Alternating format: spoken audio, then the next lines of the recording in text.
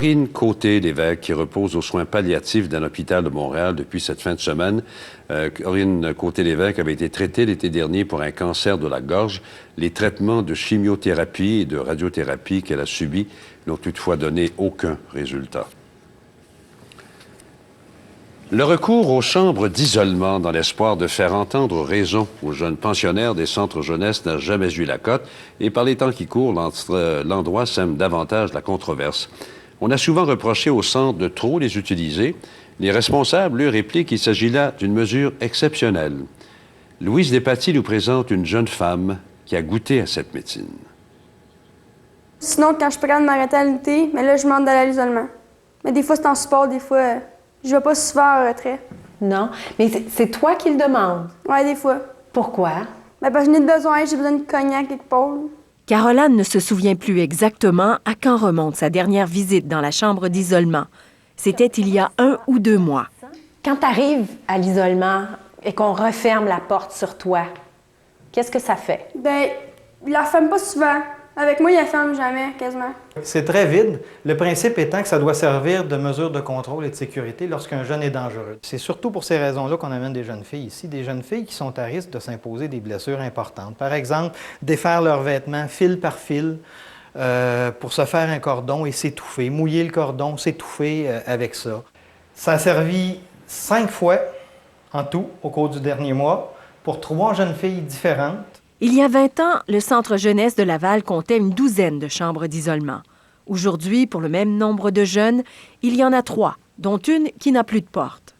On cherche d'autres façons de laisser exploser la colère et la rage profonde de ces enfants. C'est l'objet le plus apprécié chez les jeunes.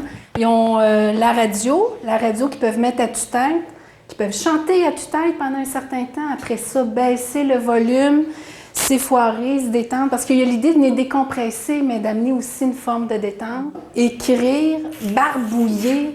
Le local à Lily, un endroit ensoleillé et souvent bruyant, a changé la vie des jeunes et des intervenants d'ici. On l'a bâti en mars et je dirais que de façon significative, il y a eu vraiment une baisse au niveau des isolements.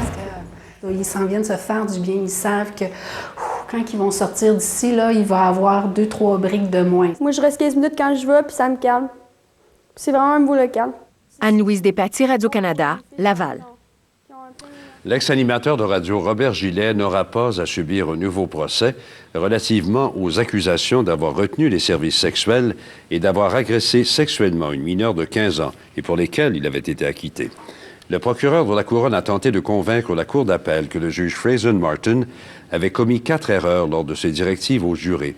Les 3 juges de la Cour d'appel estiment au contraire que le juge Martin s'est bien acquitté de sa tâche. La direction de l'Université McGill annule le reste de sa saison de son équipe de football, les Redmen, à la suite d'incidents disgracieux et humiliants survenus lors d'une séance d'initiation consacrée aux recrues de l'équipe le 27 août. La direction de l'université a également décidé d'imposer des sanctions à un certain nombre de personnes sans en dévoiler les identités. Un pays vert, le Canada? Pas vraiment, si on se fie à une étude menée par des chercheurs de l'université Simon Fraser, qui place le Canada au 28e rang parmi les 30 pays de l'OCDE, l'Organisation de coopération et de développement économique.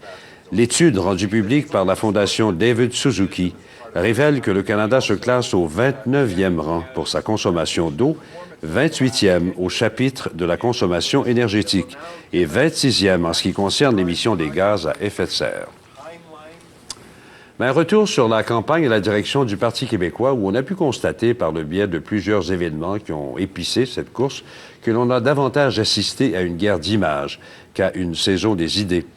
Ce soir, dans un premier temps, Pierre Tourangeau examine l'image que projettent les 4 principaux candidats favoris dans les sondages.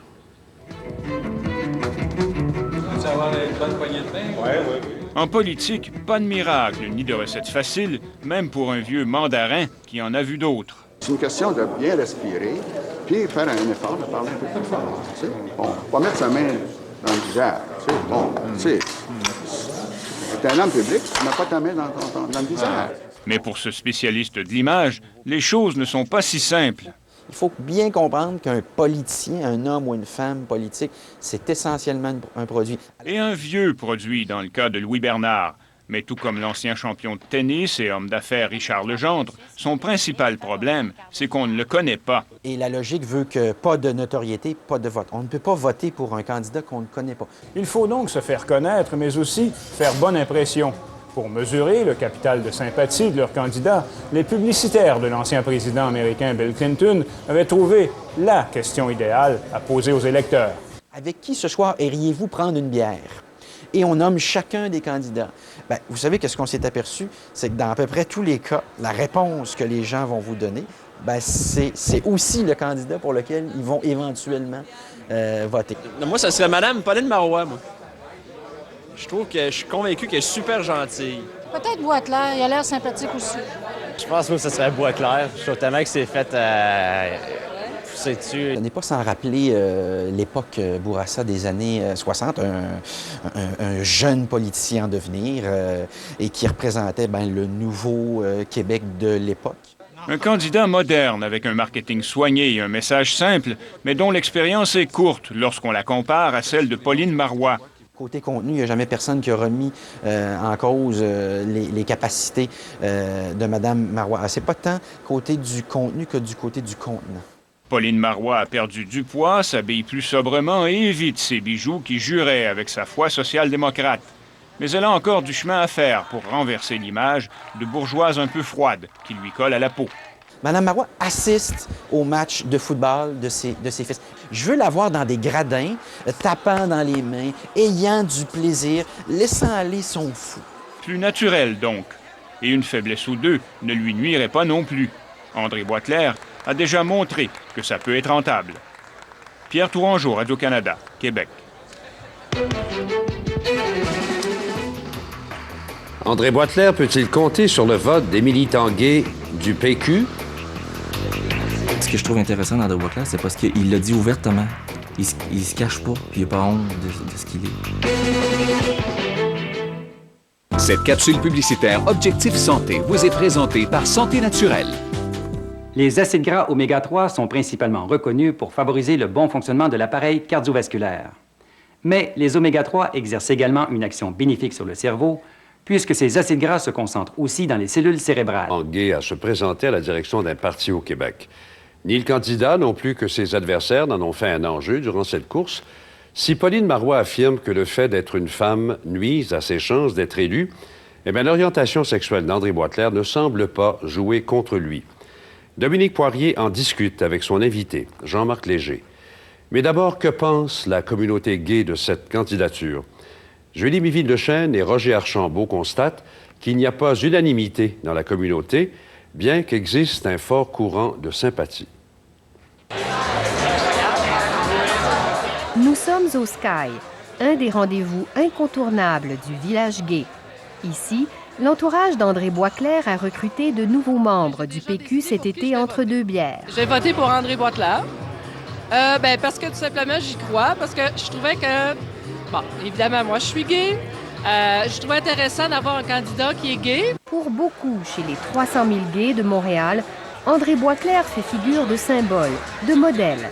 D'abord et avant tout à cause de son orientation sexuelle. Moi, personnellement, souvent dans mes emplois, j'avais de la difficulté à prendre ma place en tant qu'homosexuel. Je trouvais ça difficile. Puis quand je le vois lui aller, bang, il fonce, j'y vais, vlan. Je me dis, voyons André, redresse-toi, puis sois fier toi aussi. Je suis fier de ce que je suis.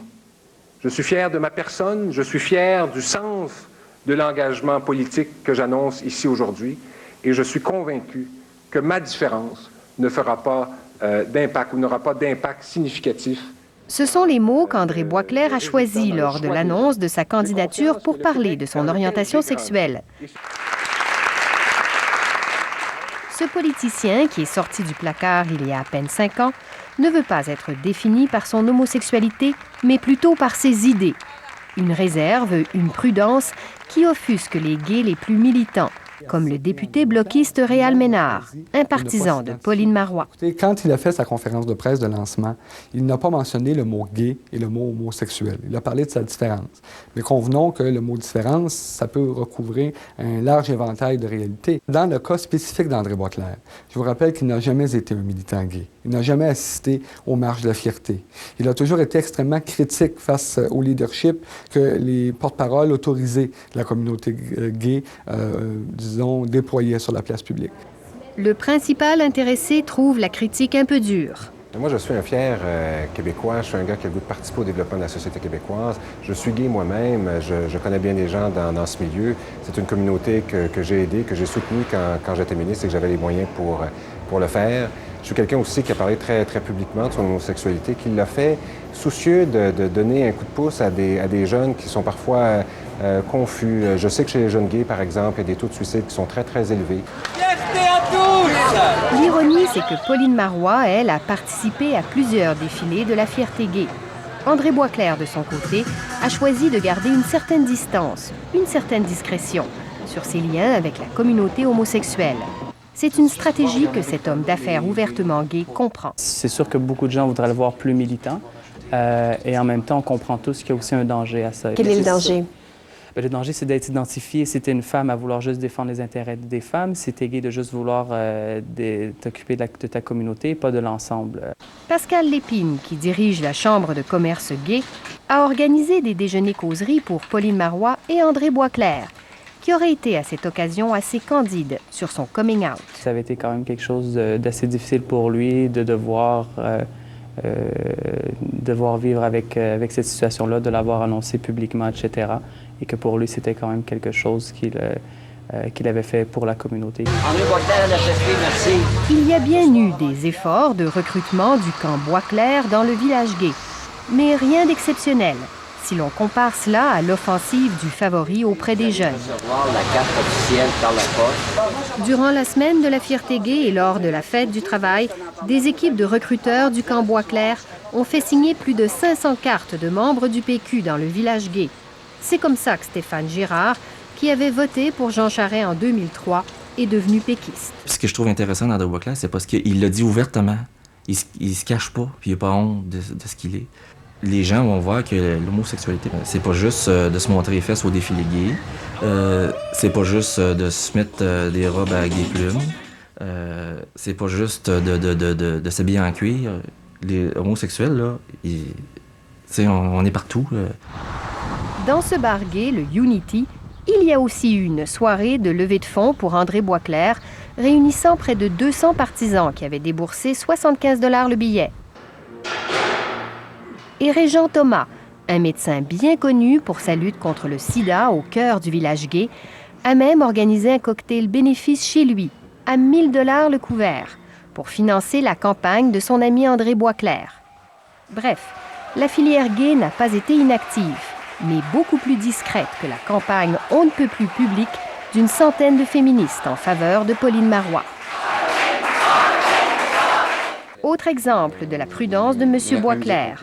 Avant d'accorder une entrevue au magazine gay Fugue, le politicien a tenu à négocier la mise en page de ses propos. Il ne voulait pas faire la couverture, ça c'était clair. Mais... Pourquoi? Pourquoi? Je dirais que de la même manière que on associait son nom à homosexuel dans les grands médias, faire la couverture de Fugue, pour un politicien, peut-être pas pour une autre personnalité publique, mais pour un politicien, c'est comme c'est courir le risque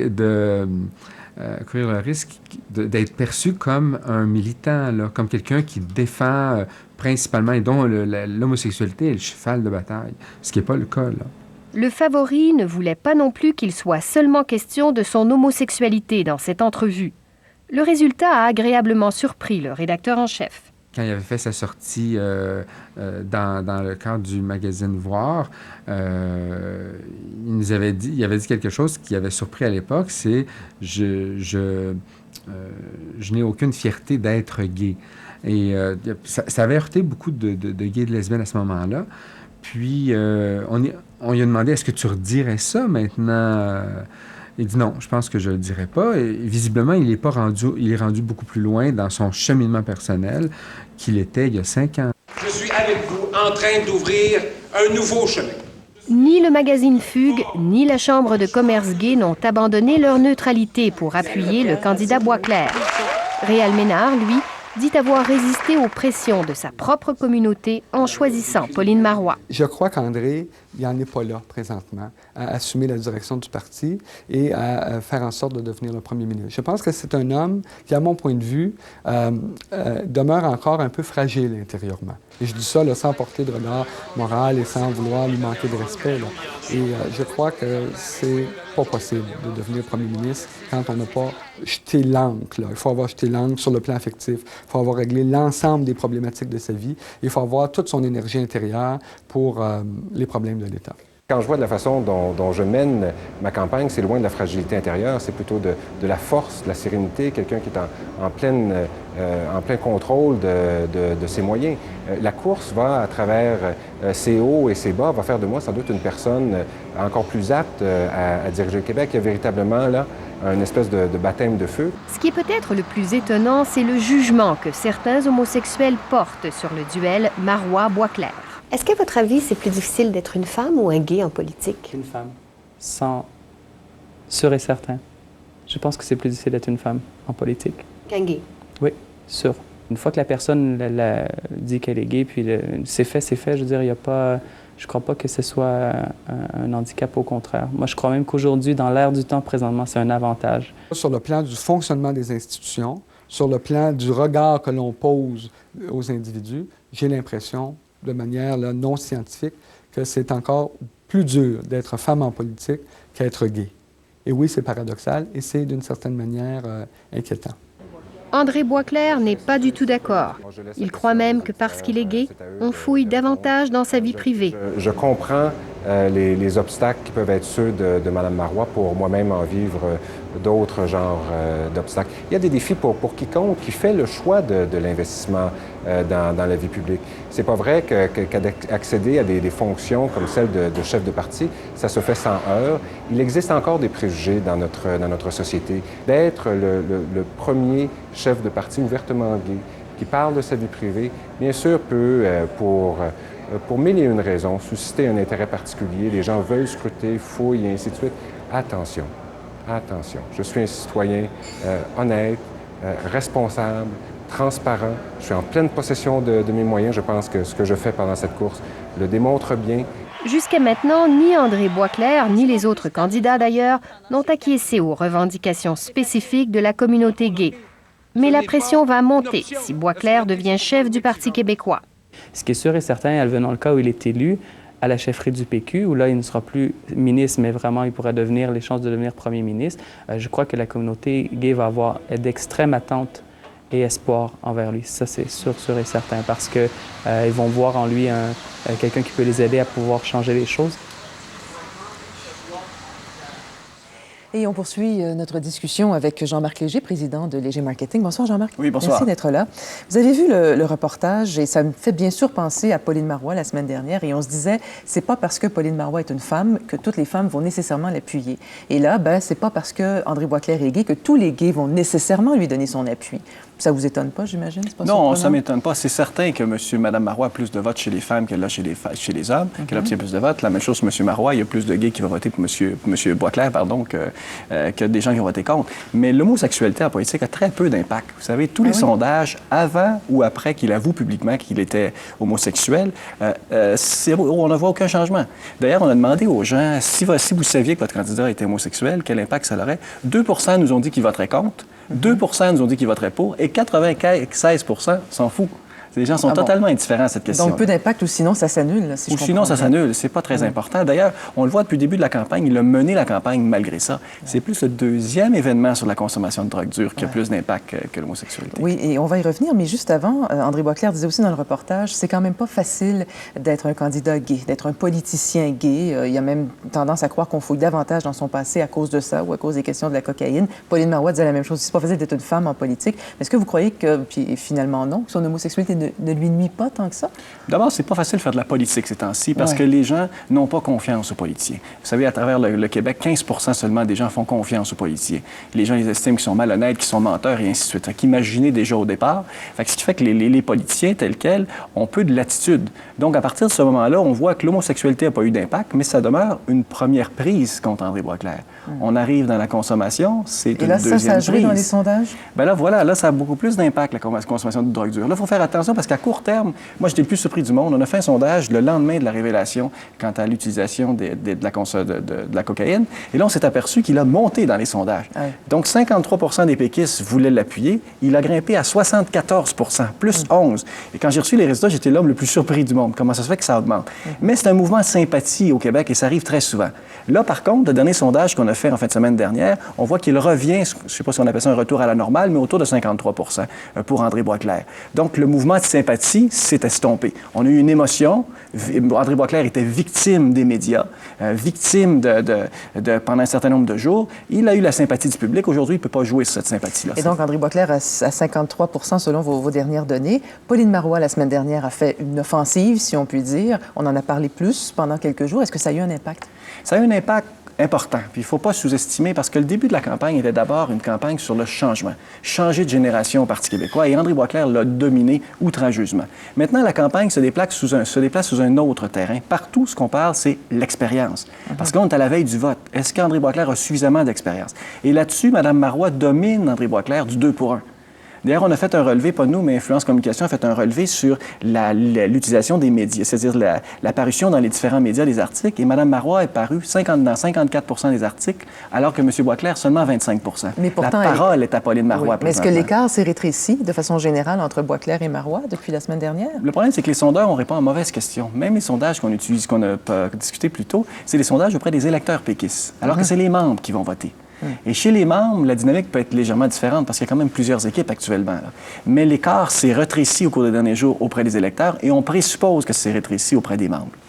Lorsqu'on parle de politique, on voit aussi souvent une différence entre le Canada anglais et la façon dont on voit les choses au Québec. Et encore, dans vos sondages, dans vos analyses, vous voyez cette différence?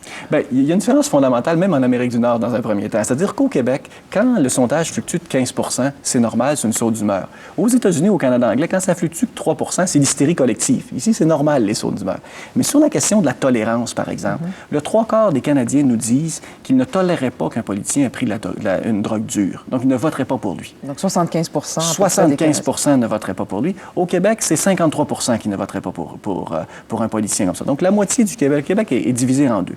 Donc pour M. Boisclair, c'est possible de se faire élire chef du PQ, mais ce sera beaucoup plus difficile de se faire élire premier ministre du Québec. Parce qu'une frange de l'électorat un peu plus conservatrice qui vote davantage libéral, et là, ça sera plus difficile, M. Boisclair, de convaincre cette autre partie de la population, même s'il gagne la chefferie du Parti québécois.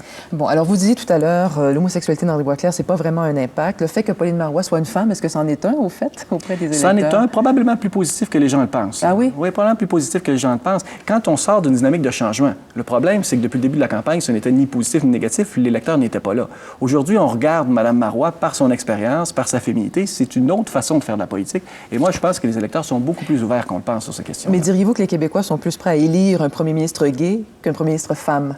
Non, je pense que la question n'est pas comme ça. C'est difficile de répondre à cette question-là. Je n'ai pas de chiffre derrière ça. Et ma marge d'erreur est très, très large. Oui, absolument. On nage vraiment dans l'erreur. Ce que je dirais plutôt, c'est que le peuple québécois a besoin d'aimer.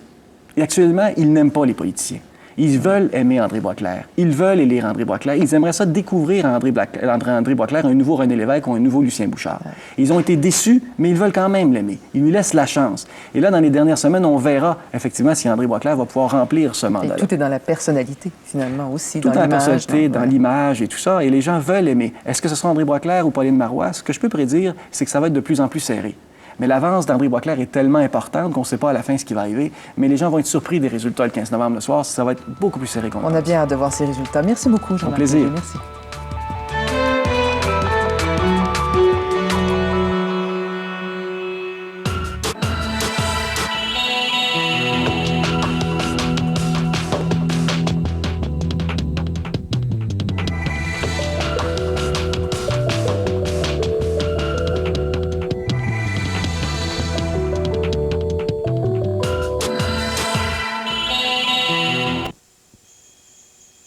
corps d'épaisseur tout le tour, qui a environ 60 livres de pression dans le tuyau. Alors, il n'y a aucun danger à ce niveau-là. Il faut rassurer les gens. Là. Il n'y a aucun danger que le tuyau le brise en deux ou quoi que ce soit. Donc, va pour Gaz Métro. Le bout qui nous manque, c'est Trans-Québec qui n'est pas encore arrivé. Il y aura un point de presse cet après-midi dans lequel seront réunies les autorités de la ville de l'Assomption avec les gens de Trans-Québec. On ne sait pas à quelle heure et on n'est pas en mesure encore de nous dire à quel moment les résidents pourront réintégrer leur domicile. Merci beaucoup, Caroline. À plus tard. À Shawinigan, une femme poursuit un groupe de collègues de travail qui a remporté un gros lot de 9 millions de dollars à la loto. C'est qu'elle prétend avoir droit à sa part du gâteau. Jessica, elle le réclame en fait 875 000 875 000 oui, elle réclame en fait ce qu'elle dit être sa part donc du gâteau. Le groupe de 9 femmes a gagné en 2002 8 750 000 Madame Bordelot prétend donc être la 10e gagnante et réclame donc le 10e de ce gain. Ce que Madame Bordelot a affirmé, c'est qu'elle était en congé maladie au moment où les dames ont gagné le gros lot, mais elle affirme qu'elle a toujours continué de cotiser pour cette loto qui était parmi les employés de la banque CIBC de Shawinigan-Sud. Alors, d'ailleurs, ces montants-là étaient puisés à même le compte des participantes. Alors, c'est ce qu'elle démontre en preuve ce matin lors de son procès. Ce que les femmes affirment de leur côté, c'est que Mme Bordelot n'a pas participé à cette loto-là particulièrement. Il y a une témoin qui a été appelée à la barre ce matin, une ex-employée de la banque, qui est venue expliquer comment ça fonctionnait, donc, ce groupe de loto. En fait, on cotisait pour la 649. Donc, l'argent était débité de chacun des comptes des participantes pour la 649. Et lorsque les gros lots de la Super 7 étaient très élevés, eh bien, c'est à ce moment-là qu'on décidait de se cotiser. Parfois même, on payait en argent comptant. Alors, c'est un billet de Super 7 qui cause problème. Alors, est-ce que Mme Bordelot a participé d'après donc le débit de son compte ou est-ce que ce billet-là a été acheté à part? C'est ce que le juge devra trancher. Il a d'ailleurs mentionné qu'il ne coupera pas la poire en deux. Soit Mme Bordelot y a droit ou n'y a pas droit. Alors, il a appelé les deux parties ce matin à voir s'ils ne pouvaient pas s'entendre hors cours pour trancher la poire en deux. Ils ont affirmé que non. Ils veulent aller jusqu'au bout dans ce dossier. Merci, Jessica. Je vous en prie. Les jouets testés pour vous parce que Noël, c'est pour bientôt.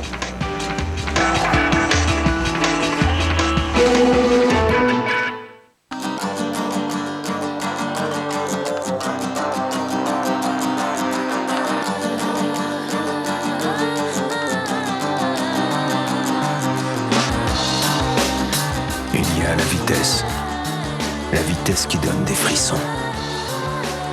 Et la vitesse des moments qu'on oublie. Pourrait être incluse dans le rapport du coroner de l'âge qui devrait être déposé avant Noël. Là-dessus, bon après-midi. À ce soir.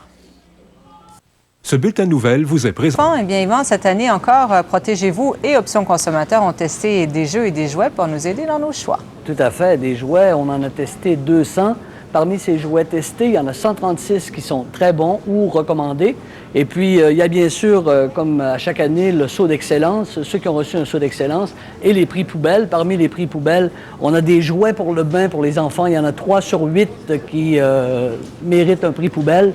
Et il y a aussi également, dans les prix poubelles, la petite vache de Fisher-Price, dont nous parle Mme Danielle Charbonneau, qui est la responsable des jouets pour Options consommateurs. L'enfant doit appuyer ici pour le faire fonctionner. C'est très difficile. Moi-même, j'ai de la difficulté. Donc, imaginez un pauvre. Sauf qu'il y a eu des mises en demeure. L'Auto-Québec s'est ravisé et a finalement décidé de verser aux 9 autres, en excluant Mme Bordelot, leur part, c'est à peu près 972 000 chacune, en disant, bien, écoutez, vous réglerez ça devant les tribunaux le moment venu. Alors, devant les tribunaux, c'est là où on en est en ce moment. Avant le début de l'audience ce matin, le juge a dit aux parties, je vous donne une dernière chance de vous entendre à l'amiable parce que moi, ce sera tout un, tout l'autre. Ou elle a le droit à la part, ou elle n'y a pas droit. Donc, on ne va pas couper la poire en deux, mais les parties n'ont pas pu s'entendre. L'avocat de la requérante, Maître Maurice Biron, qu'on va entendre à l'instant, est certain de pouvoir faire la preuve qu'elle faisait bel et bien partie du groupe. Je pense qu'on a des preuves qu'elle faisait partie du groupe. Et puis, évidemment, leur prétention est le contraire et le tribunal va se prononcer.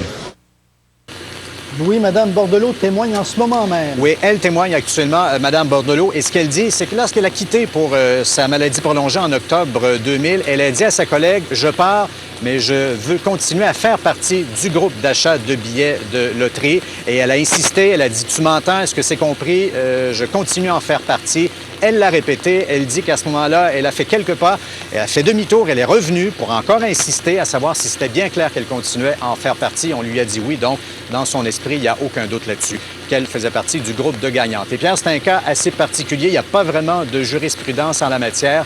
Et si jamais elle gagnait, Mme Bordelot, bien, ça signifie que ses 9 autres ex-collègues devraient lui signer un chèque d'environ 97 000 $ chacune, plus les intérêts, pour qu'elle ait droit à sa part de 875 000 $.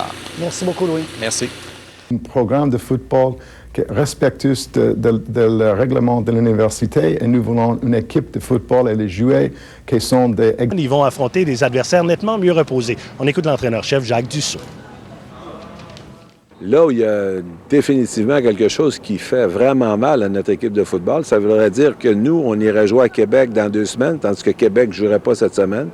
Ça veut dire qu'avant les séries d'après-saison, Concordia ne jouerait pas non plus. Donc, à prime abord, c'est une situation inacceptable. À surveiller peut-être des sanctions contre l'Université McGill, parce qu'on ne retire pas une équipe d'une ligue sans payer au moins une petite amende. Et il y aura une réunion de la Ligue vendredi. Puis, juste une petite question, ça se réorganise pas un calendrier, Jean? Ça se fait pas, ça? À 2 semaines d'avis, avec seulement 2 matchs, ça ferait un calendrier déséquilibré. Donc, ça serait impossible à faire. Parfait. Moi, je voulais juste aider M. Dussault. Hein. Merci beaucoup. Merci, au revoir.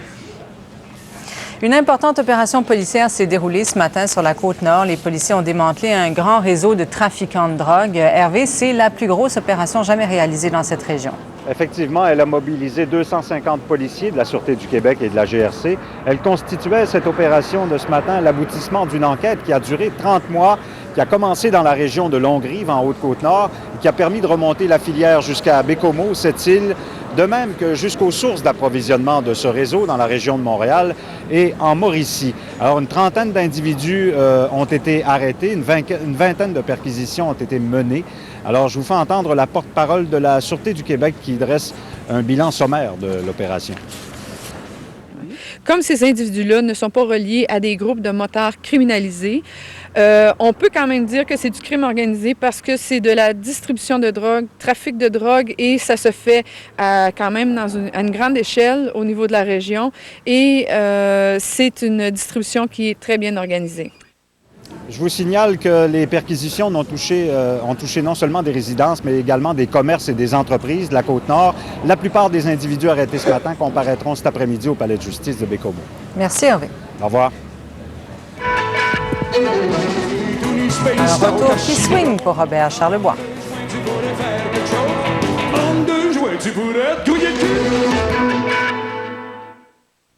Ce soir, à 19h, Le Monde. 19h30, La part des choses. Et à 21h, le téléjournal. Le dimanche 30 octobre. Les coulisses du pouvoir. Le dimanche 30 octobre sur RDI.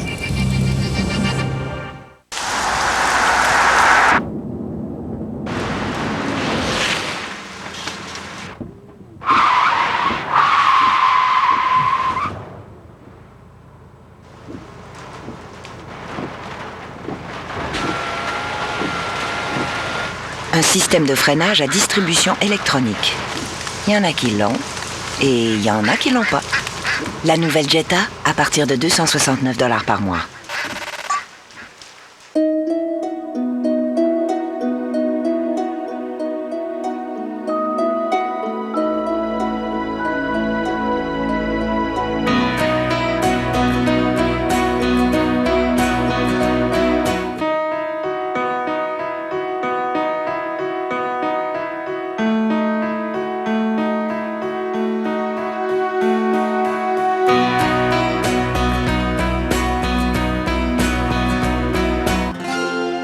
Depuis des siècles, les Amérindiens soulagent la douleur avec des herbes médicinales.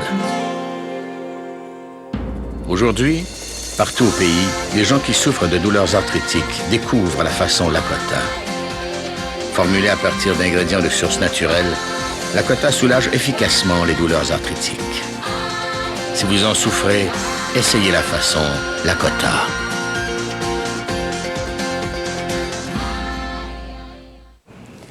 Robert Charlebois étrenne un tout nouveau spectacle fait de vieilles chansons. Ce retour sur scène est aussi un retour sur sa longue carrière et il n'a pas perdu la forme, nous dit Claude Deschênes. Même tout est quartier dans Paris, oh, sept péchés. Le show Tout écartillé, c'est le vrai retour de Robert Charlebois. Pas de cabotinage ni de bière à vendre. À 62 ans, Garou laisse ses chansons faire des folies. Et il nous fait la preuve que sa vie à lui, c'est la musique. Je me fous pas mal des critiques. Ce sont des ratés sympathiques. Je suis pas un clown psychédélique. Ma vie à moi, c'est la musique. Ordinaire, pas de piano, ça donne une idée du parti pris de ce spectacle. Guitare et percussion, c'est comme ça que Charlebois a décidé de revisiter son répertoire.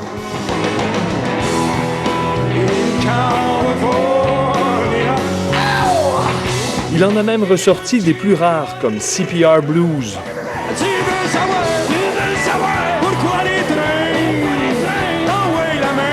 C'est un vrai défilé de classiques qu'on ne peut résister à fredonner. Si j'avais les ailes oranges, je partirais pour toi ma douce. T'as dit tout nu space out à Chibougamau. En 2 juin tu pourrais faire quelque chose. En 2 juin tu pourrais te gouiller le cul. Je peux pas sortir de ce concert-là de mauvaise humeur. Est-ce qu'il fait le lien entre les générations, à votre avis? Bien, tout à fait. Écoute, il y avait du monde de tout âge. Bien, après un show comme ça, on se rend compte qu'il est encore capable de torcher les petits jeunes qui s'essayent. Il l'a encore. Robert Charlebois a aussi impressionné son fils. Pour 62 ans, il est en forme. Son solo de batterie, en était la preuve. Il va pouvoir faire du ski de fond cette année. Je veux franchir le mur du son. Charlebois, c'est le show à voir cet automne. Il y a là-dedans un condensé de musique québécoise qui a des allures de potion magique. Je reviendrai à Montréal. Claude Deschênes, Radio-Canada, Montréal. Bonjour Pascal. Ah, je vous entends pas. Bonjour, vous m'entendez? Ouais, je vous entends. Bon, là, ça va mieux. Alors, avant de revenir à Montréal, parlons un peu de Wilma, parce que c'est un méchant morceau, ça, hein? Oui, c'est... Avec Wilma, on bat le record de la valeur de pression centrale la plus basse. Donc, c'est une variable qui mesure plus ou moins l'intensité. Regardez-moi ce monstre, catégorie 5, 280 km/h. Ça devrait se retrouver à mi-chemin entre Cuba et le Yucatan vendredi matin. Ça va toucher ces deux régions. On attend jusqu'à 600 mm de pluie par endroit en montagne du côté de Cuba. Et la tempête va faiblir un peu, mais devrait s'attaquer à la Floride dès le week-end avec probablement une tempête de catégorie 3 à ce moment-là. Donc, c'est vraiment à surveiller. Pendant ça, là, chez nous, on a cette perturbation qui progresse rapidement vers l'est. Ça apporte des précipitations. Et comme vous le voyez, la tâche de précipitation est assez importante. Donc, il y en a sur le sud du Québec, il y en a vers l'est de l'Ontario. Il y a même quelques pointes orageuses possibles là-dedans. Prévision des nuages pour ce début d'après-midi, voici ce que ça donne. Et jusqu'à donc jeudi matin, c'est-à-dire, non, vendredi matin, pardonnez-moi. Comme on le verra, il y aura encore beaucoup de nuages, mais vendredi, ça va s'améliorer sur les régions sud et sur l'Ontario. Ça va se passer aussi calmement. Pour le week-end, samedi, ça va. Dimanche, ça sent mauvais. On en reparlera. Alors, province de l'Atlantique, nuages et périodes de soleil aujourd'hui. Un peu plus en mélange soleil et nuages sur Halifax et Saint-Jean-Terre-Neuve. Il y a de la pluie qui s'amène durant la nuit prochaine. Demain, ce sera venteux, 30 à 60 km/h les vents demain. Des nuages demain, quelques précipitations, surtout du côté de Charlottetown. Ailleurs, ce sera quand même plutôt calme. Sur l'est québécois, nuages avec quelques éclaircies. La pluie s'amène vraiment en fin de journée ou tôt ce soir du côté du Bas-Saint-Laurent durant la nuit pour les autres secteurs. Demain, vent fort, 30 à 60 km/h. Beaucoup de nuages. Il a décidé d'y aller en grand et de punir son équipe de football après une activité d'initiation qui s'est tenue le 27 août. On a purement, simplement annulé le reste de la saison. La dette, notre taux de taxation. Ils recommandent même une hausse des tarifs de l'électricité et un dégel des frais de scolarité pour rembourser cette fameuse dette. Selon eux, c'est un cri pour que nos enfants ne soient pas pris au piège et qu'on ne laisse pas un héritage épouvantable à ces enfants-là. Vincent Marissal de la presse est toujours avec moi. Pour l'instant, je joins M. Lucien Bouchard, qui est un des auteurs de ce manifeste. Bonjour, M. Bouchard. Merci de prendre le temps de nous parler.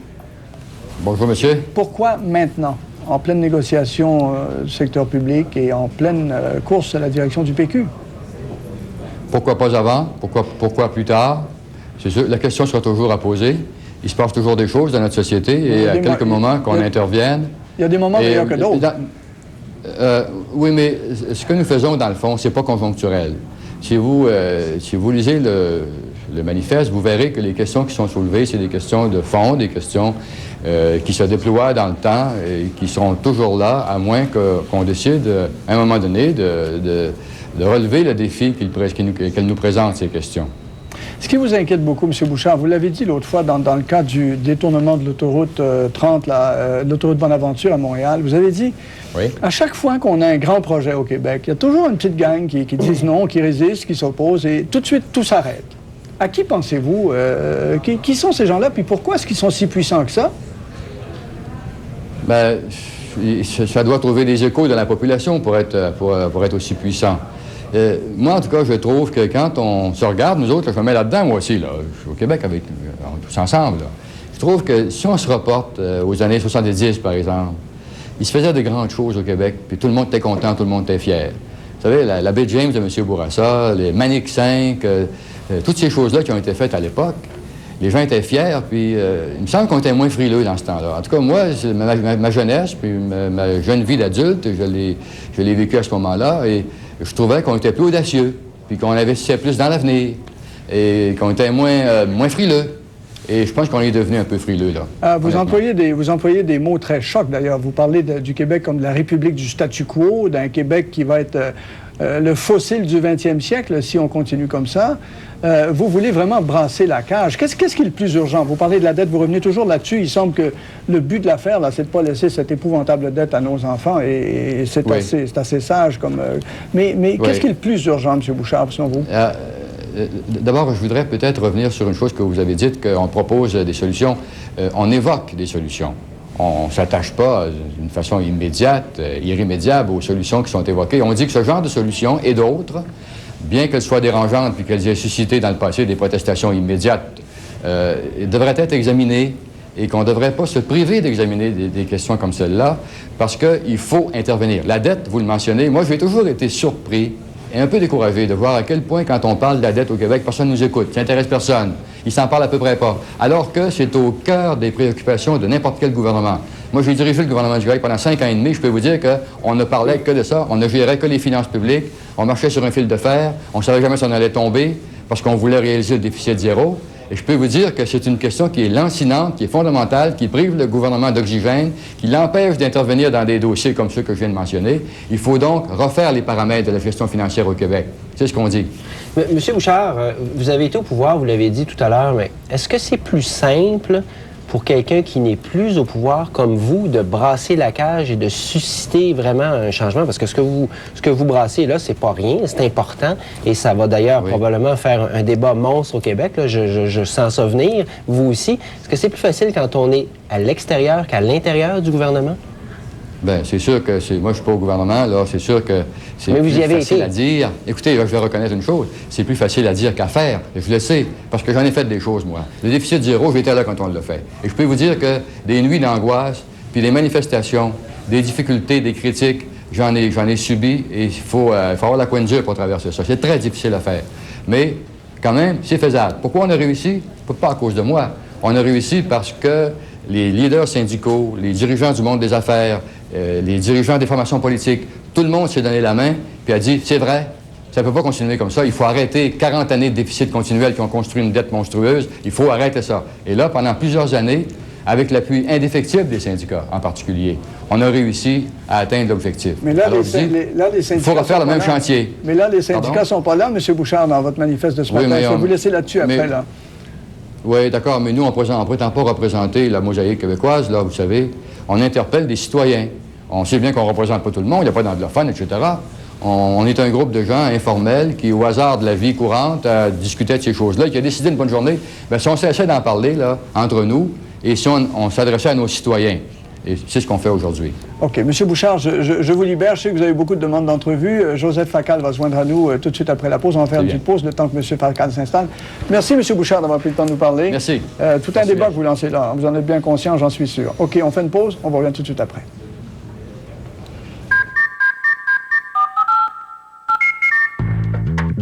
Par téléphone, si vous appelez de la région de Montréal, faites le 514-790-0060. De l'extérieur de Montréal, composez sans frais le 1866-790-0060.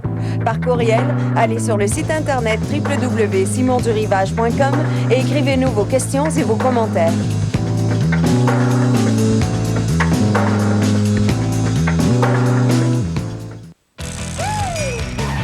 Meubles en vrac vous offre des meubles au meilleur prix à l'année, c'est garanti. Venez voir. Offrez-vous un... Le dimanche 30 octobre. Les coulisses du pouvoir. Le dimanche 30 octobre à Radio-Canada.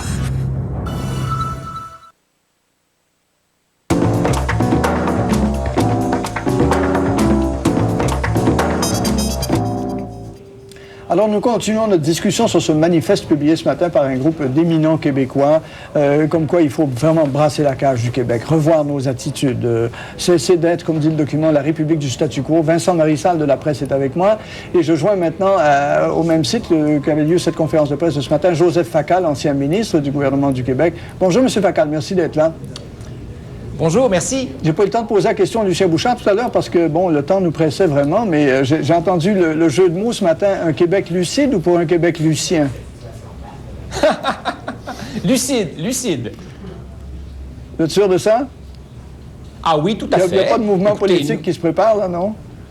Ah non, absolument pas. Il faut que les choses soient bien claires. Nous ne sommes pas l'amorce d'un parti politique, ni rien de tout ça. Nous n'avons même aucune espèce d'agenda pour les prochaines semaines ou les prochains mois. Nous sommes simplement un groupe informel, j'insiste, de gens qui, au fil de leur rencontre, se sont rendus compte qu'ils partageaient les mêmes opinions et on s'est dit, tiens, disons-le.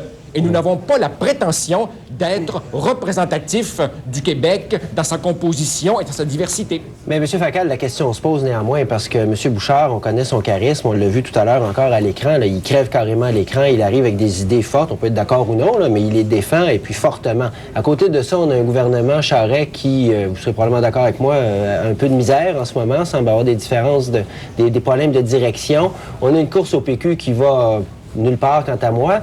Est-ce qu'on a les leaders en ce moment au Québec pour faire le genre de changement que vous proposez?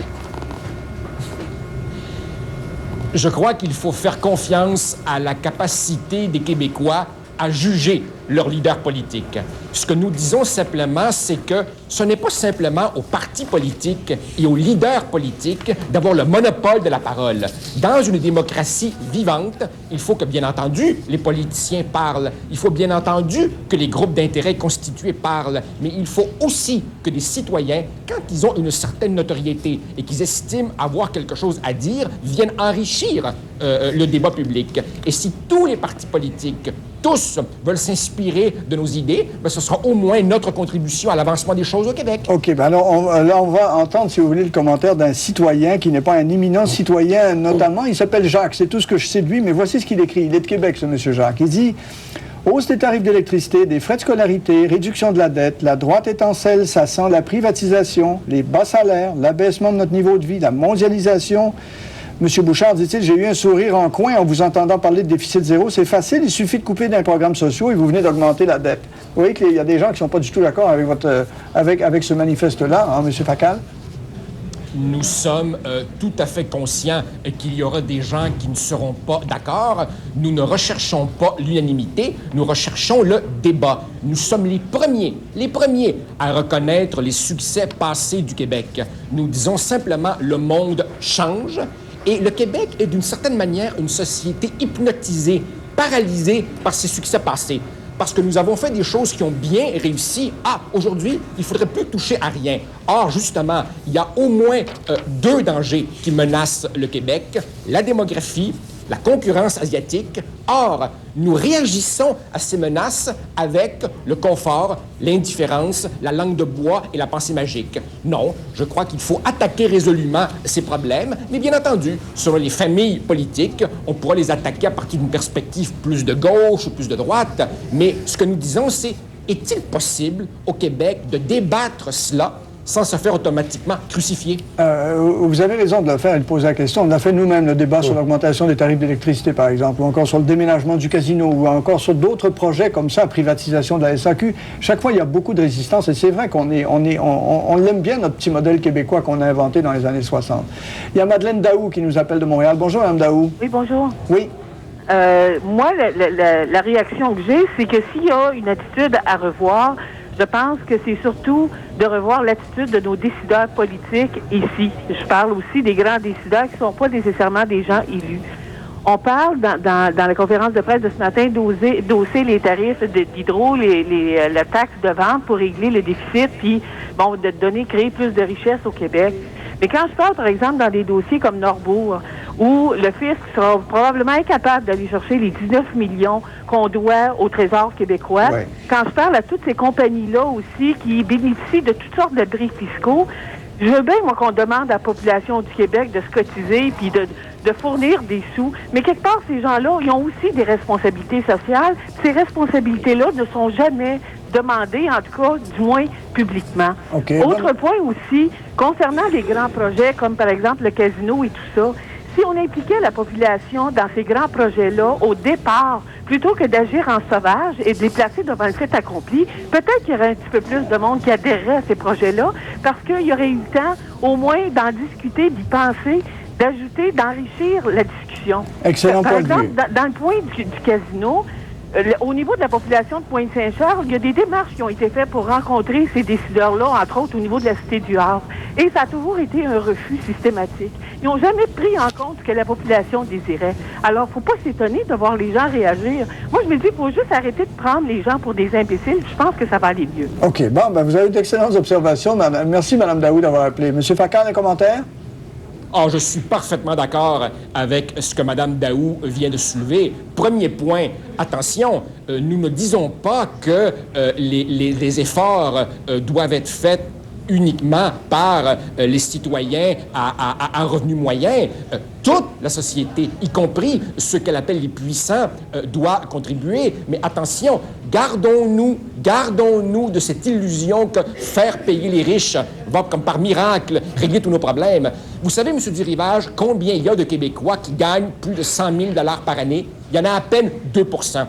Alors, il ne faut pas s'imaginer qu'en pressant le citron des hauts revenus, vous réglez le problème. Cela dit, c'est vrai, il faut évidemment un effort collectif, où chacun se sentira interpellé. Pour le fait que nos grands projets rencontrent souvent des résistances à la base parce que le projet est décrété et imposé par en haut, il y a là quelque chose qui m'apparaît tout à fait juste comme commentaire. Voilà, merci. Un commentaire, Vincent? Il s'agit de savoir si ce qu'on propose aujourd'hui, c'est une espèce de corvée nationale contre la dette, un peu comme Lucien Bouchard avait convaincu, il disait tout à l'heure, tout l'ensemble de la population et des intervenants sociaux, les syndicats et même les autres partis politiques, de se battre contre le déficit zéro. Est-ce que là, maintenant, on dit l'ennemi, c'est la dette, on doit absolument s'y attaquer? Probablement quand on sait que 16 % des revenus du gouvernement du Québec qui y passent, quand on sait qu'évidemment, on est en train de pelleter les problèmes par en avant. Alors, si on fait une corvée nationale, qui va porter le ballon? À ce jour, il y a deux policiers. Et c'est amusant d'en parler dans le contexte, parce qu'il n'y a rien de fortuit. Là. Il n'y a rien qui arrive par hasard, quant à moi, en politique. Là. Et M. Saint-Pierre disait tout à l'heure, on dépose le projet aujourd'hui, mais il n'y a pas de moment idéal. Il y en a sûrement un qui est meilleur, et celui-ci n'est pas mauvais quand on prend le contexte politique. Il y a deux leaders politiques en ce moment au Québec qui font de la dette une espèce de fixation. Mario Dumont et André Boisclair. Comme par hasard, ces deux-là. Ça aura nécessairement un impact dans le débat. Ils vont se servir de ça. Que de parler de la dette. On parle même d'une façon d'aller chercher de l'argent par Hydro-Québec pour rembourser la dette. Alors, effectivement, le timing n'est pas mauvais. Je serais d'ailleurs assez curieux de vous poser la question, M. Facal, vous qui supportez publiquement Mme Marois, quel genre d'impact ça peut avoir et chez Jean Charest en ce moment, parce qu'il est en pleine négociation avec le secteur public. Vous avez été vous-même président du Conseil du Trésor. Et sur la course au PQ, dont vous sortez il n'y a pas si longtemps. Quels seront les impacts de ce document, s'il y en a? je suis absolument incapable de prévoir quel va être l'impact de ce document sur la course qui se déroule à l'intérieur du Parti québécois. Ce que je vous dis, par contre, c'est que ce qui est dans ce document se posait avant le déclenchement de la course au Parti québécois et va continuer à se poser après la course au Parti québécois. Donc, je vous prie de me croire, non, nous n'avons pas soigneusement étudié le calendrier pour trouver la journée stratégique où nous aurions le maximum d'impact. Pas du tout. Deuxièmement, nous ne parlons pas dans le document que de la dette. Hein? Nous soulevons toute une série d'autres questions. Mais il est indéniable, oui, que nous payons près de 8 milliards par année en intérêt sur la dette. 8 milliards qui, bien entendu, n'éduquent et ne soignent personne. Si donc on réussit à se dégager là une marge de manœuvre, on aura un peu plus de ces ressources qui nous font si cruellement défaut. Et finalement, nous ne sommes pas un parti politique. Et donc, nous ne rendons pas public un programme qui prétend répondre à tout. Nous sommes simplement des gens qui s'estimeraient heureux de contribuer à lancer des débats qui, trop souvent, n'ont pas lieu au Québec. Alors, soyez heureux, M. Facal, parce qu'on vient de lancer le débat depuis 11h30 ce matin. On ne fait que ça à l'émission. Merci. Alors, restez avec nous. On fait une petite pause publicitaire de 2 minutes. On vous revient tout de suite après avec vos appels et vos courriels. Parfait.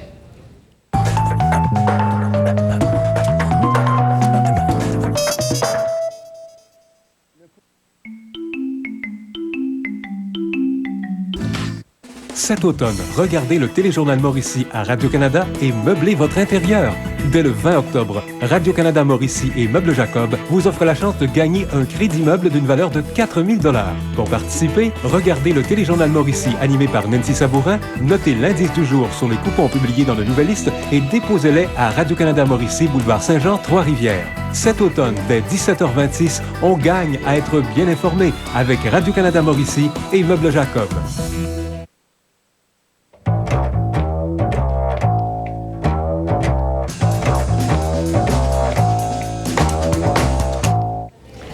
Alors, on a un courriel de Gilles de Montréal au sujet de ce manifeste publié ce matin qui dit « J'ai regardé la conférence de presse, je trouve que ça a bien d'allure, mais pour que ça fonctionne, il faut avoir les dirigeants qui veulent bien le faire. Quand je vois les gouvernements distribuer des millions avant les élections, comment voulez-vous qu'on leur donne un mandat de faire du ménage, M. Facal? »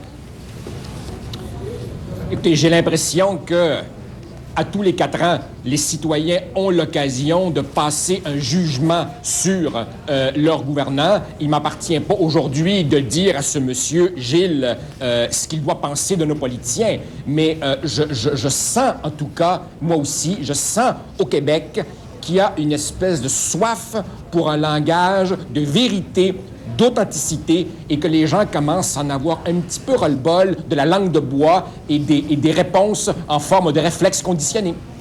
On a... oui, Vincent, commentaire? C'est toute la question du leadership qu'il y a dans le courriel de Gilles, de ce dont on parle effectivement. C'était la question aussi tout à l'heure que je posais. Est-ce qu'on a en ce moment les leaders ou est-ce qu'il se profile à l'horizon un leader qui serait capable de mener ce genre de brasser cette cage-là. Dans un sens ou dans l'autre, qu'il soit à gauche ou à droite, mais quelqu'un qui soit capable de refaire une espèce de ce qu'on a appelé la Révolution tranquille, là, trouvons un autre nom. M. Bouchard dit tout à l'heure, on a fait un grand chantier pour le déficit zéro. Il faut refaire ce grand chantier. Il disait, dans les années 70, on n'avait pas peur, on n'était pas frileux, on y allait, on fonçait. Moi, quant à moi, en ce moment, je ne vois pas de leader assez fort. Puis je parle pas juste d'une personne, là.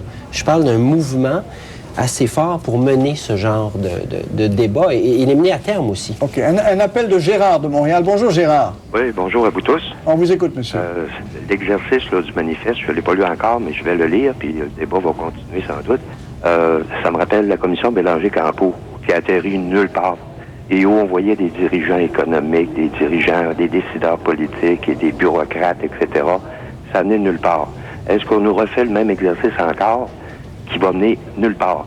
Faire brasser la cage, là, c'est, avec l'hydro, entre autres, augmenter les tarifs, là, et il ne faudrait pas qu'on récupère, parce que les décideurs que je vois qui ont préparé le manifeste, c'est ceux d'hier qui ont créé la situation économique avec 100 milliards de déficit. Ah, OK. Bonne observation. Ils voudraient que nous autres, ils rattrapent ça sur notre dos. Ouais. Non, on ne commencera pas cet exercice-là, changer de marmite, là, puis changer le contenu de la marmite aussi. OK. Monsieur Facal, qu'est-ce que vous répondez? C'est une critique sévère là, qu'on vous fait là? Bien, d'abord, l'exercice de ce matin n'a strictement rien à voir avec Bélanger-Campeau. Bélanger-Campeau est un exercice qu'il faut inscrire dans le contexte de l'époque.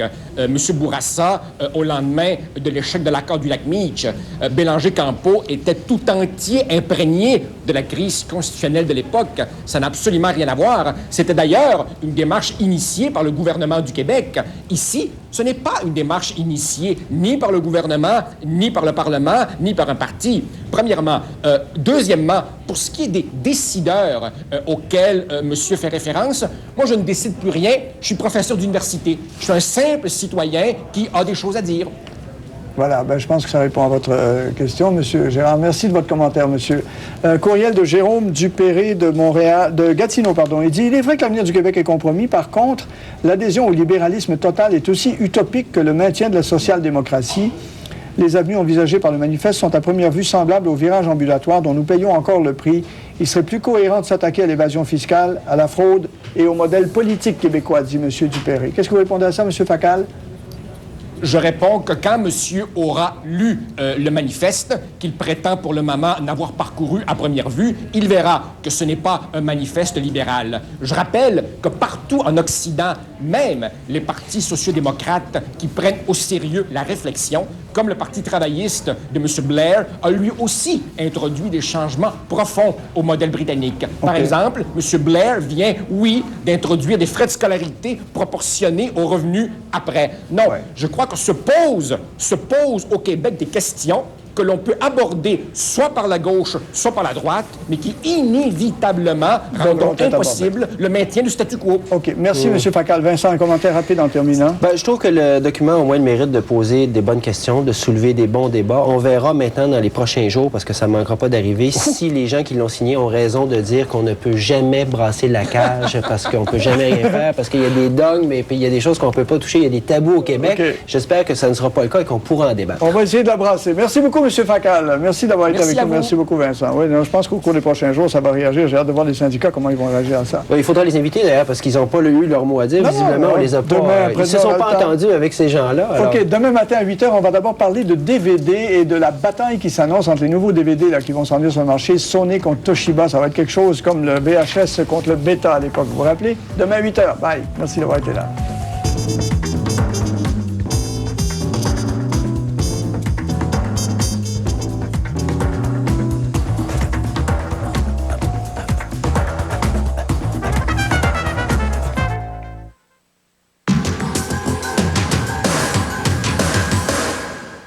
J'ai un bébé victime d'une overdose aux amphétamines. Joyce, tu es là?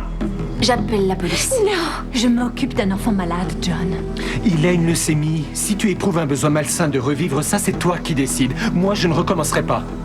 Ça m'a pris du temps, mais j'ai fait mon deuil. Qu'est-ce qui s'est passé? Elle a avalé l'ecstasy de Rachel. Elle peut en mourir. Papa, je t'en prie, pardon. Je suis désolée. Je ne comprends pas pourquoi ça nous a eu à nos marques.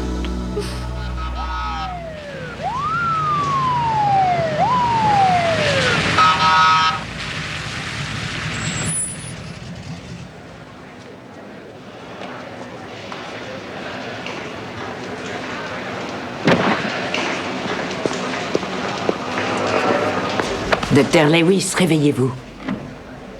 Docteur Lewis. Quoi? Fini le dodo. Oh. Quelle heure est-il? Presque 7 heures. Oh mon Dieu, je voulais juste m'allonger pour quelques secondes. C'était quand? Il y a 1h30. Oh, je vais rentrer chez moi.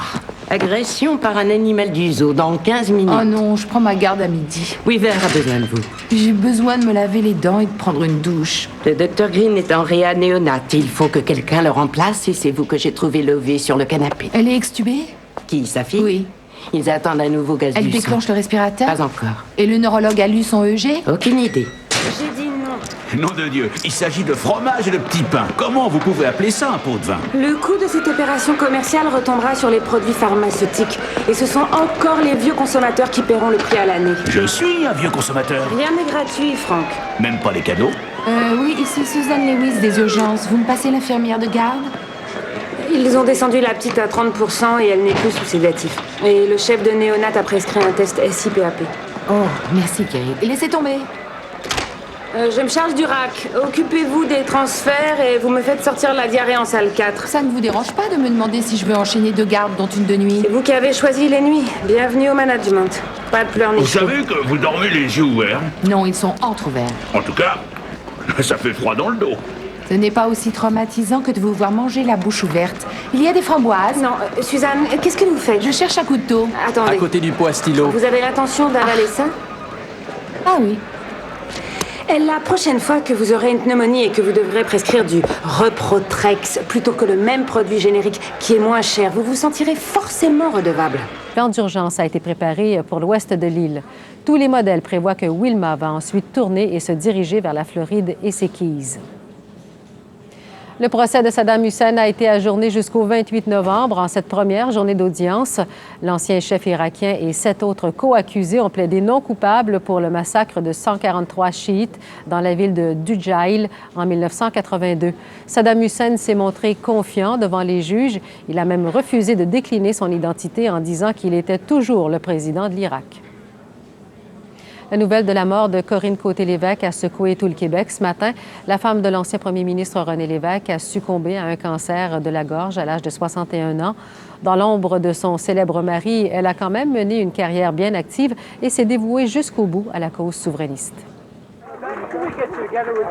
C'était en avril 78. Corinne Côté-Lévesque devenait la belle et élégante première dame du Québec, la deuxième femme de René Lévesque. 27 ans plus tard, elle s'éteint après avoir mené une vie publique, certes, mais discrète, à l'image de sa personnalité. Née à Alma en 1943, Corinne Côté est la plus jeune d'une famille de 6 enfants. Après une jeunesse sans histoire et quelques années comme enseignante, elle quitte pour Québec. En 1968, elle rencontre René Lévesque. C'est le coup de foudre, le début d'une histoire d'amour passionnée, mais pas toujours facile. Corinne devient vite sa collaboratrice et sera secrétaire au Parti québécois de 1971 à 1976. Corinne avait une influence sur René, sur les décisions même à caractère politique, qui était prédominante dans la conduite des affaires du Québec. Souverainiste convaincue, elle aime la politique pour le contact avec les gens, mais elle préfère rester en retrait. Après la mort de René Lévesque en 1987, elle siégera notamment à la Commission de l'immigration et du statut de réfugié du Canada. Elle fera aussi partie du conseil d'administration de la Place des Arts et écrira pour le magazine L'Actualité. À la retraite depuis plusieurs années, Corinne Côté-Lévesque combattait un cancer de la gorge.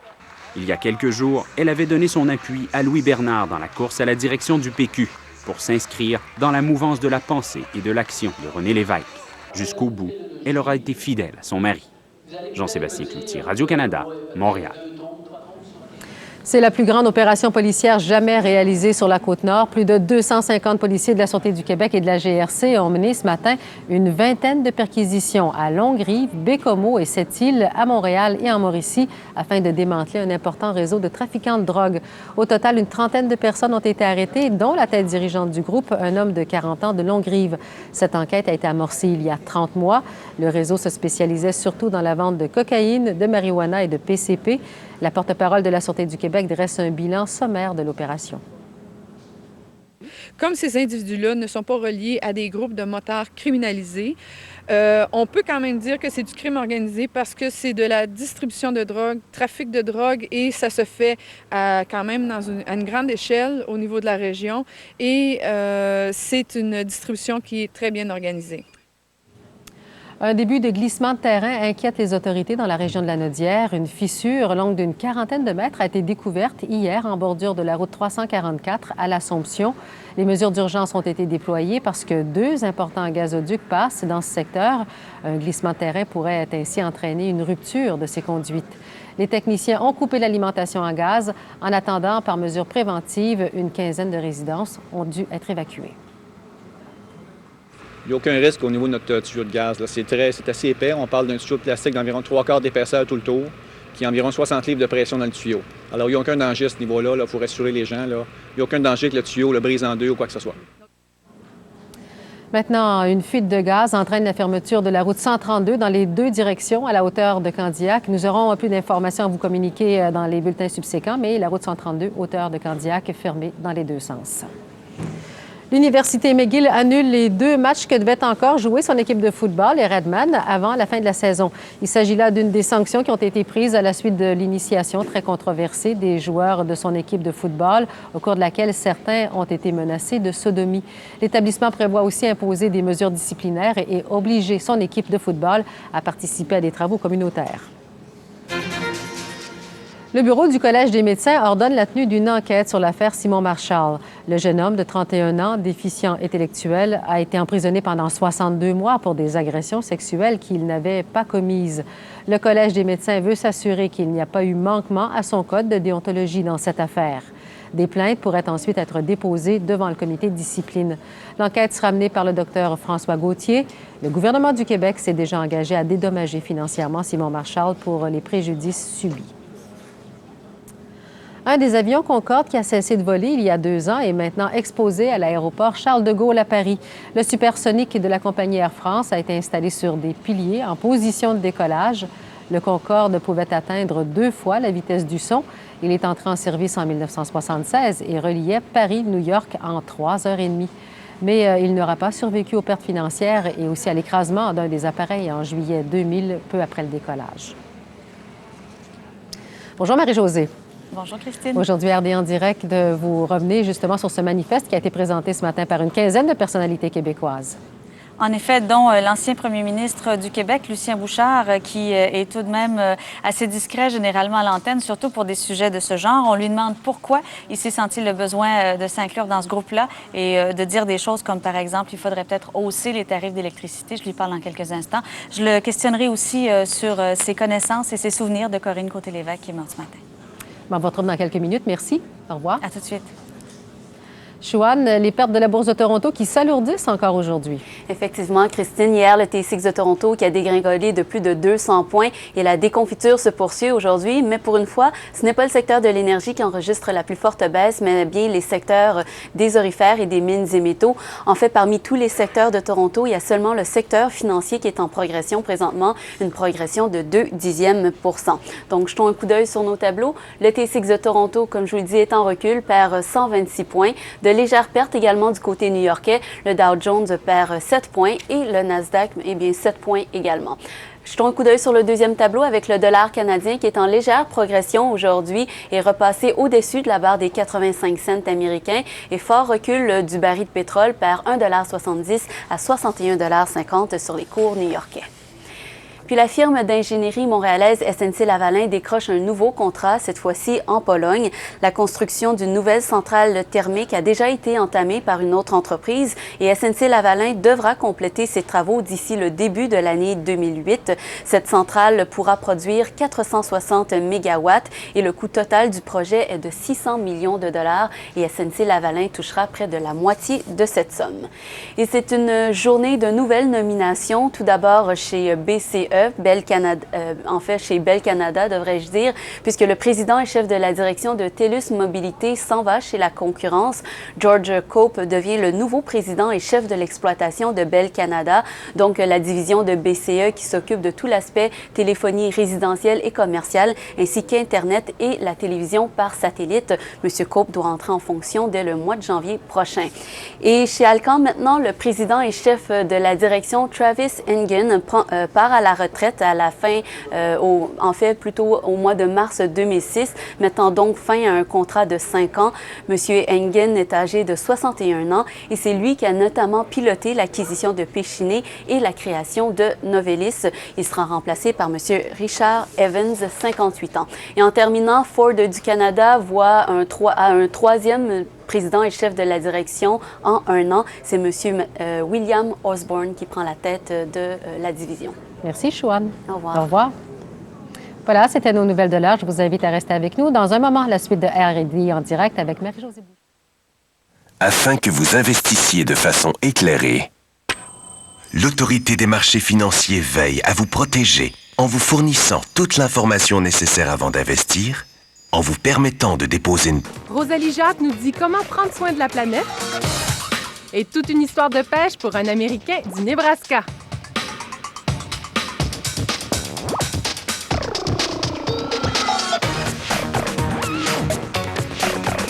Bardet Junior, aujourd'hui 17h15.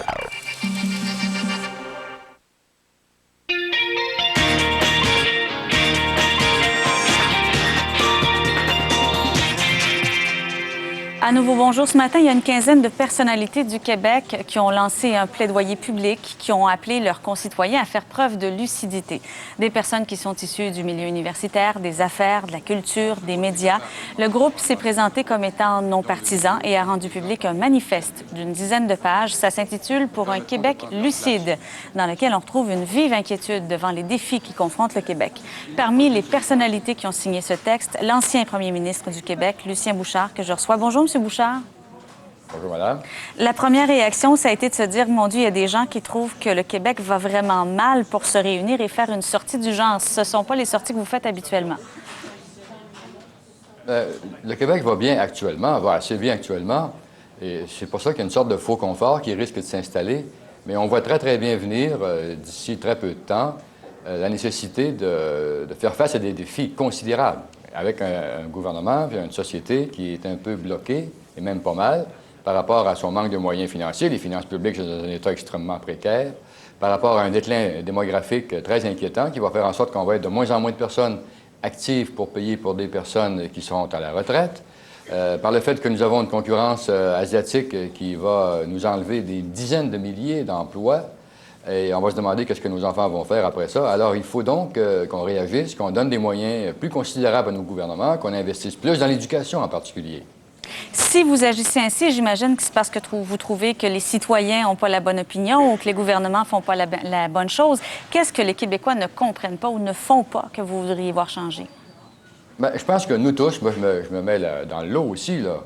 Depuis 4 ans, moi, je n'ai rien dit, là, sauf un colloque où j'avais intervenu dans le même sens. Mais nous tous, on est un peu dans une sorte de torpeur. On ne veut pas les voir, ces problèmes-là. Pensez qu'il y aura pas assez de jeunes qui vont prendre la place des adultes pour faire vivre notre société. Pensez que les impôts qui vont venir, et la dette surtout, va être écrasante pour les jeunes. Pensez que cette dette-là a été contractée pour le tiers, pour nous payer des choses à nous autres qu'on va demander aux enfants de rembourser ensuite. C'est pas agréable. C'est dur, ça. Et on est tous portés un peu à oublier puis à se cantonner dans un confort actuel. Mais je pense que c'est un devoir de lucidité qu'il faut avoir et c'est un peu ça qui nous a motivés, nous autres, le groupe qu'on est.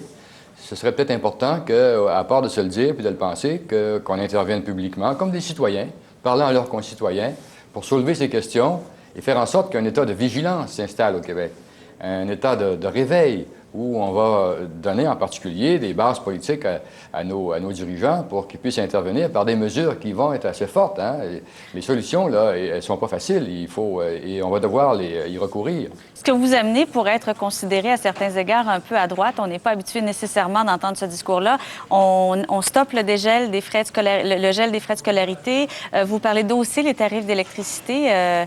C'est un régime minceur encore peut-être plus élevé que ce qu'on a connu lors du déficit zéro quand vous étiez au pouvoir? Bien, disons que c'est dans la suite de ce que mon gouvernement avait entrepris et réussi, le déficit zéro. Mais moi, je refuse les étiquettes, madame. Et justement, quand vous allez lire le manifeste, vous allez voir que c'est très important de reprendre la parole et de ne pas se laisser coller des étiquettes. Là, c'est un néolibéral, c'est un gars de droite. Moi, je ne suis pas à droite, je suis nulle part. Moi, sauf que je pense qu'il faut être pratique, il faut être réaliste, il faut avoir le courage de prendre des décisions qui s'imposent, il faut penser à nos enfants. Et moi, c'est comme citoyen et père de famille, surtout que je me sens mobilisé actuellement. Est-ce que vous croyez que les Québécois ont le moyen en ce moment, dans l'état actuel, de payer plus cher leur électricité?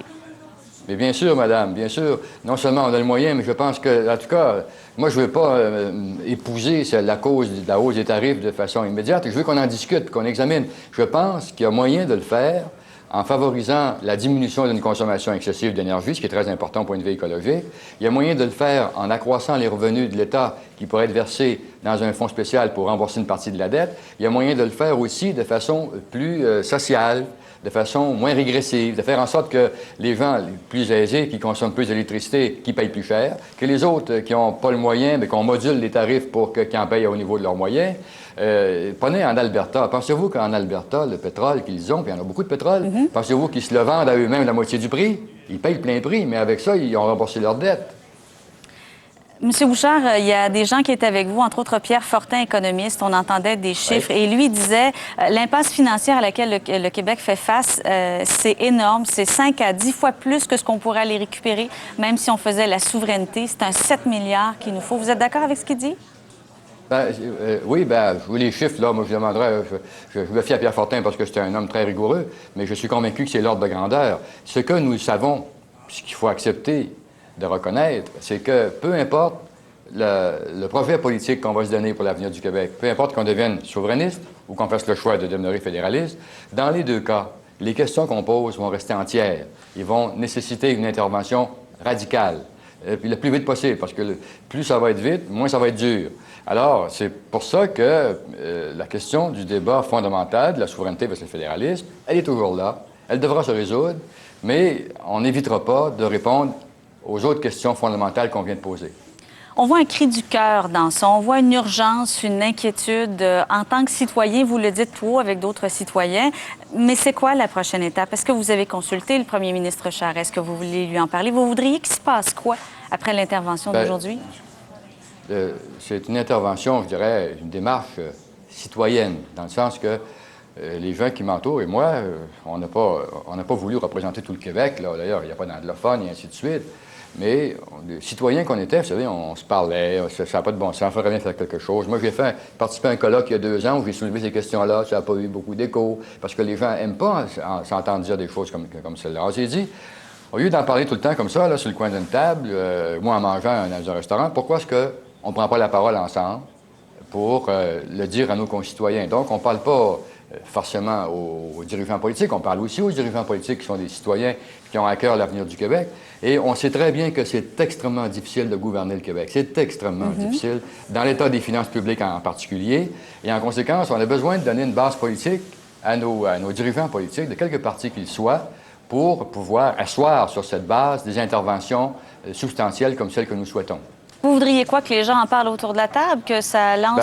Oui. Je pense qu'il faut que les citoyens prennent la parole, qu'ils s'interrogent, qu'ils posent des questions. Ce qu'on a dit là, nous autres, c'est pas des vérités d'évangile, là. Il n'y a pas une phrase qui n'est pas à vérifier. Il faut voir. Les tarifs d'électricité, oui, peut-être qu'on pourrait le faire, mais comment? Mais peut-être pas. Par exemple, les frais de scolarité dans les universités. On se rend compte que nos universités dépérissent. Au rythme où ça va, on aura des universités de seconde zone par rapport en particulier aux universités canadiennes, où les frais de scolarité sont beaucoup plus élevés. Alors, on dit, si on veut financer nos universités, comment on va le faire? Est-ce que nos étudiants ne devraient pas être appelés à faire le même effort que leurs concitoyens et concitoyennes du reste du Canada? Puis on ne parle pas des États-Unis où c'est encore infiniment pire. Et on pose ces questions-là. Donc, oui, qu'un débat s'engage, que les gens en parlent, qu'ils s'interrogent, qu'ils discutent. Nos vis-à-vis syndicaux, là, ils sont interpellés aussi. Bon, ça se pourrait qu'ils n'aiment pas ce qu'on a dit, mais ils vont répliquer. Peut-être qu'ils vont trouver d'autres solutions. Moi, quand j'étais au gouvernement, ça m'est arrivé de proposer des choses, puis le syndicat dit non, on ne fera pas ça, mais on va faire d'autres choses. Ah, bon, oui, ça avait du bon sens, on l'a fait. Pourquoi pas? C'était pas ça la méthode peut-être plus efficace pour régler ces choses-là, vous-même, de reprendre le collier? Évidemment, un politicien a beaucoup plus de pouvoir là-dessus. Oui, mais j'ai fait mon bout, madame. Moi, j'ai quand même été 16 ans dans la vie publique, 3 ans dans le service public, et puis 13 ans comme élu à Ottawa, à Québec. Je considère avoir fait mon bout. Et je pense qu'aussi qu'il faut qu'une autre génération, et même des gens de ma génération, on n'est pas à bout d'âge personne, mais il faut que d'autres, et puis il y a des gens qui sont en politique aujourd'hui, je suis convaincu qu'ils sont capables de faire ces choses-là. Je suis convaincu. M. Bouchard, brièvement, je voudrais connaître vos réactions à l'annonce du décès de Mme Côté-Lévesque ce matin. Bien, comme vous savez, c'est une triste nouvelle, évidemment. Mme Lévesque, pour moi, il y a une résonance particulière aussi.